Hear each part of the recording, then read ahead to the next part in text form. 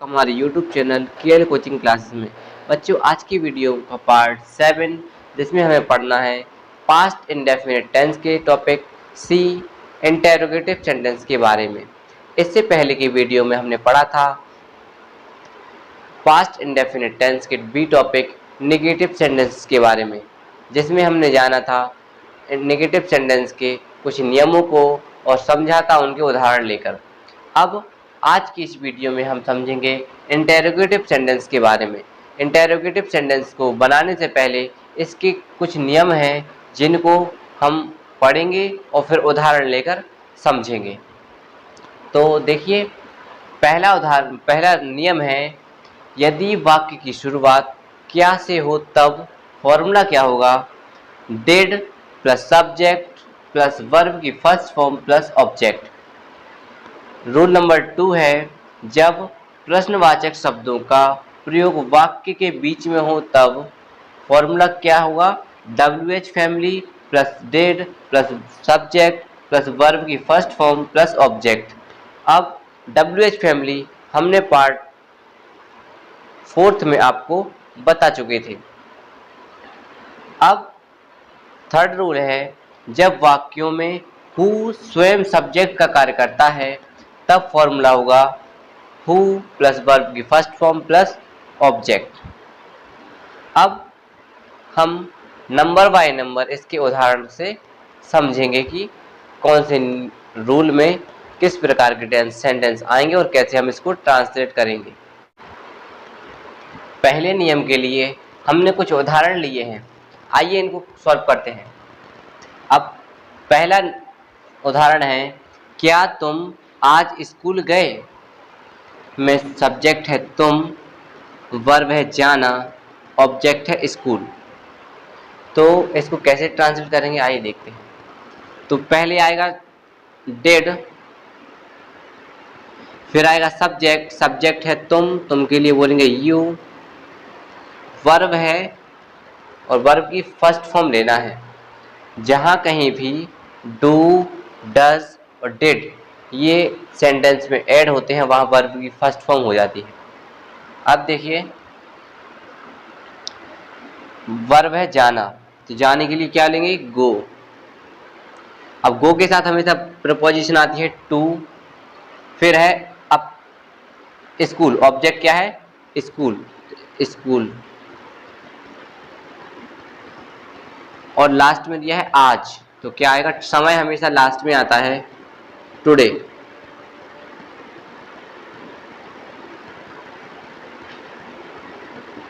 Sentence निकल आया, did you go to school today? क्या तुम आज स्कूल गए?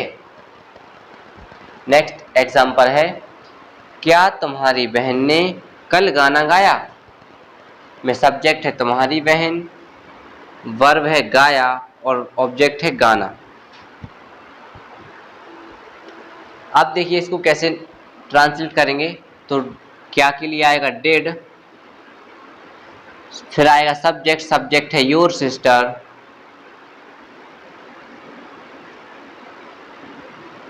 अब उसके बाद आते हैं वर्ब, जहां वर्ब की फर्स्ट फॉर्म लेना है।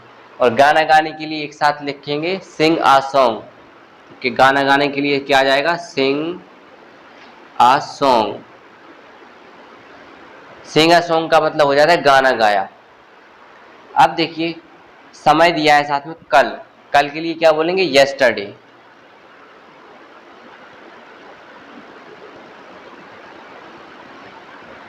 सेंटेंस निकल के आया, did your sister sing a song yesterday? क्या तुम्हारी बहन ने कल गाना गाया? थर्ड एग्जांपल है, क्या मोहन ने अपना कोट नहीं पहना? में इस वाक्य में ध्यान देने योग्य बात यह है कि इसमें नहीं आया है, नेगेटिव हो गया ये सेंटेंस। इंटेरोगेटिव तो चल रहा है लेकिन इसी में नहीं आ रहे हैं वाक्य में। तो इसके लिए फॉर्मूला क्या होगा? तो फॉर्मूला बिल्कुल सेम रहेगा, जस्ट सब्जेक्ट के बाद नॉट ऐड कर देंगे, सब्जेक्ट के बाद नॉट ऐड कर देंगे। इसको कैसे बनाएंगे देखिए। तो क्या के लिए आएगा? डिड, सब्जेक्ट है मोहन, तो मोहन, फिर सब्जेक्ट के बाद क्या आ जाएगा, नॉट। फिर आएगा वर्ब, वर्ब क्या है, पहनना, पहनना को बोलेंगे पुट ऑन। पुट ऑन का मतलब होता है कपड़े पहनना, जो कोट पहन रहा है ना तो कपड़े ही पहन रहा है, तो पुट ऑन आ जाएगा, पुट ऑन। अब मोहन के लिए अपनी की स्पेलिंग होगी his, coat, COAT। Overall sentence निकल के आ गया, did Mohan not put on his coat, क्या मोहन ने अपना कोट नहीं पहना। अब सेकेंड रूल पर कुछ और उदाहरण लेते हैं। रूल नंबर 2 के लिए कुछ उदाहरण लिए हैं, आइए इन उदाहरणों को ट्रांसलेट करके देखते हैं। तो पहला उदाहरण है, तुमने कक्षा में किसकी किताब पढ़ी, तुमने कक्षा में किसकी किताब पढ़ी में सब्जेक्ट क्या है, तुमने, वर्ब क्या है, पढ़ना, ऑब्जेक्ट क्या है, किताब, और प्रश्नवाचक शब्द क्या है इसमें, किसकी, जिसको बोलते हैं हुज, WHUS, हुज, इसका मतलब होता है किसकी या जिसकी। अब यहाँ पे किसकी के लिए क्या आएगा, हुज। तो सबसे पहले फॉर्मूले में उदाहरण लिखा है WH फैमिली, तो क्या आएगा पहले, हुज। फिर आएगा डिड, हुज डिड। उसके बाद सब्जेक्ट, सब्जेक्ट है तुमने, तुमने को बोलेंगे यू। फिर आएगी वर्ब की फर्स्ट फॉर्म, तो पढ़ने को क्या बोलेंगे, read. Whose did you read book. कक्षा में, इन द क्लासरूम, ये क्या आ जाएगा, इन द क्लासरूम।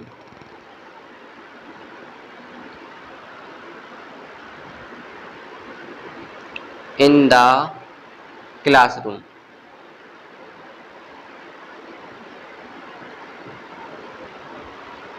पहला उदाहरण निकल के आया, whose did you read book in the classroom, तुमने किस कक्षा में किसकी किताब पढ़ी। अब सेकंड उदाहरण है, तुम्हारा भाई कल कहाँ गया, तुम्हारा भाई कल कहाँ गया में सब्जेक्ट है तुम्हारा भाई, वर्ब है जाना, और ऑब्जेक्ट इसमें कुछ नहीं है, ऑब्जेक्ट पूछा है कि कहाँ गया है, और प्रश्नवाचक शब्द क्या है, कहाँ, कहाँ के लिए क्या बोलते हैं, वेयर, WHERE, वेयर। तो सबसे पहले स्टार्टिंग होगी WH फैमिली से, तो आएगा वेयर। फिर आएगा डेड, वेयर डेड, सब्जेक्ट है तुम्हारा भाई, तुम्हारे भाई को क्या बोलेंगे, योर ब्रदर।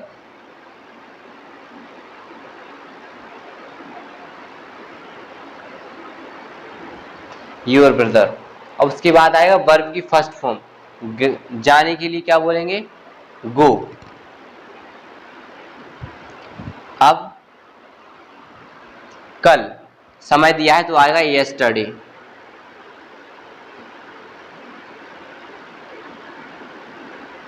अब वर्ब में आया है गो, गो के साथ हमने इस बार टू प्रीपोजिशन ले ली, क्यों, क्योंकि इसमें ऑब्जेक्ट नहीं था, जब ऑब्जेक्ट हो तब गो के लिए साथ में टू प्रीपोजिशन आती है। अब नेक्स्ट एग्जांपल है, तुम मेरे साथ क्यों नहीं दौड़े, तुम मेरे साथ क्यों नहीं दौड़े। अब इसमें ध्यान देने वाली बात यह है कि ये नेगेटिव सेंटेंस है, इंटेरोगेटिव तो है लेकिन साथ ही साथ नेगेटिव भी है, तो इसमें क्या करेंगे, इसमें भी सब्जेक्ट के साथ, सब्जेक्ट के बाद ही नॉट ऐड कर देंगे। आइए इसको ट्रांसलेट करते हैं, तुम मेरे साथ क्यों नहीं दौड़े में सब्जेक्ट है तुम, वर्ब है दौड़ना, सब ऑब्जेक्ट है मेरे साथ। तो और प्रश्नवाचक शब्द क्या है इसमें, क्यों, क्यों के लिए बोलेंगे why, WHY, why, why means होता है क्यों। तो WH फैमिली में पहले क्या आएगा, वाई। फिर आएगा डिड, फिर आएगा सब्जेक्ट, सब्जेक्ट है तुम, तुमको बोलेंगे यू। उसके बाद आएगा नॉट, नॉट के बाद वर्ब की फर्स्ट फॉर्म, तो दौड़ने को क्या बोलेंगे? रन। मेरे साथ, साथ के लिए स्पेलिंग होती है विथ, और मेरे की स्पेलिंग होगी मी। सेंटेंस निकल के क्या आएगा? Why did you not run with me? तुम मेरे साथ क्यों नहीं दौड़े? अब थर्ड रूल पर कुछ और उदाहरण लेते हैं। रूल नंबर थर्ड के लिए एक उदाहरण लिया है। तो रूल नंबर थर्ड क्या है? जब वाक्यों में हु स्वयं सब्जेक्ट का कार्य करे। तात्पर्य ये है कि जब सेंटेंस में सब्जेक्ट ना हो तब हम हु का यूज करेंगे, और हु सब्जेक्ट को सर्च करने का काम करता है, पता लगाने की कोशिश करता है कि सब्जेक्ट क्या है। उदाहरण क्या है? तुम्हारे घर कल कौन आया? तुम्हारे घर कल कौन आया में सब्जेक्ट तो निकालना है, ऑब्जेक्ट है तुम्हारे घर, वर्ब है आया, आना। ठीक है, तो कौन के लिए क्या आएंगे? हु।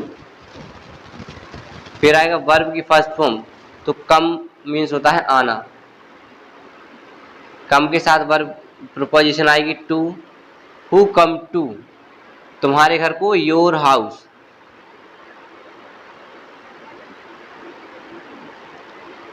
समय दिया है कल, मतलब यस्टरडे।